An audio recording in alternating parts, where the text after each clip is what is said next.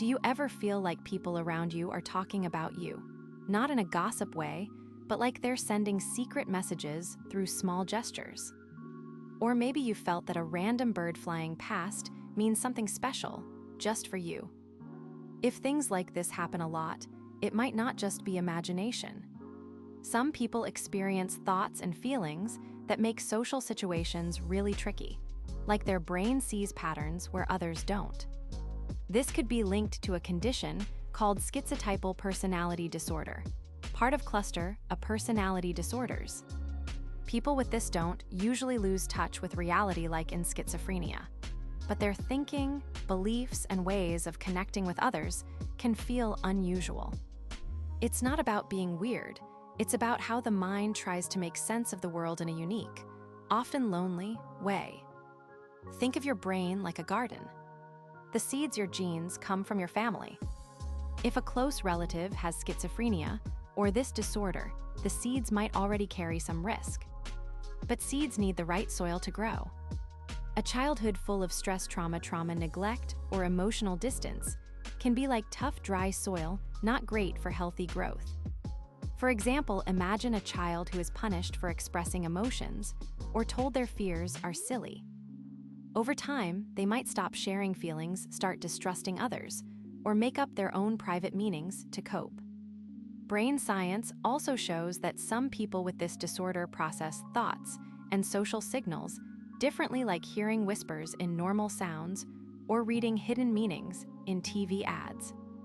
It is not one single cause, but a mix of genes, brain wiring, and life experiences. Let's play pretend you're at a party. Most people chat, laugh, and feel a bit shy. But if you have schizotypal personality disorder, you might stand in the corner thinking, "Why is that guy staring? Is he reading my mind?" You might wear odd clothes not to impress, because comfort or personal symbols matter more than style. You may talk in a way that feels scattered, like jumping from cats to space to dreams, and leave others confused. You could believe in telepathy or have magical ideas, like thinking you can predict the future with dreams. Close relationships feel scary, so you avoid them. Even eye contact feels too intense, like staring into the sun. These aren't choices, they're automatic reactions shaped by how your mind experiences the world. It's like living in a house with foggy windows.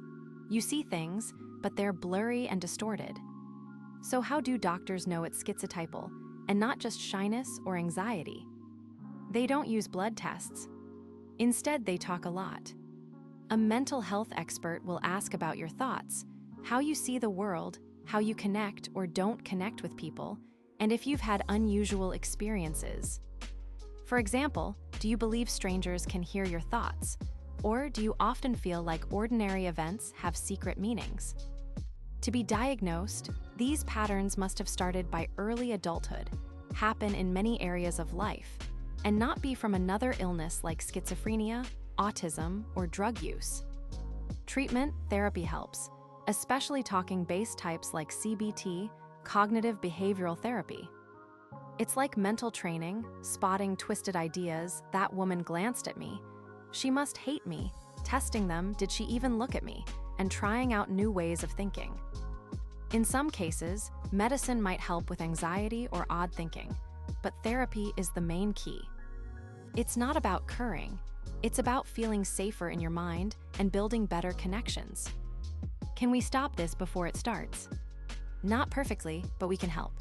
Think of it like teaching kids emotional safety.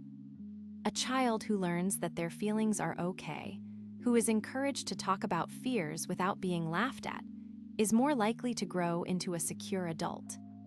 Stable homes, kind schools, and caring friendships create strong roots. For kids showing early signs, like extreme social fear or odd ideas, early therapy can teach them to understand their minds and build social confidence. It is like wearing a seatbelt.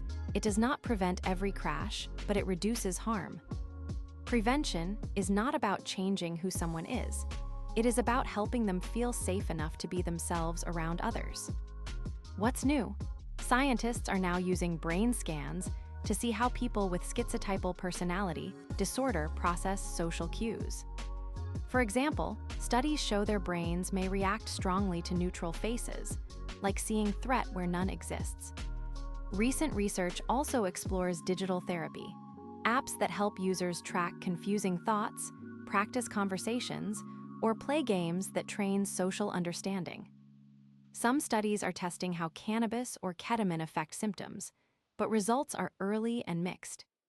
Another idea is preventive therapy for teens showing early signs, helping them avoid greater struggles later.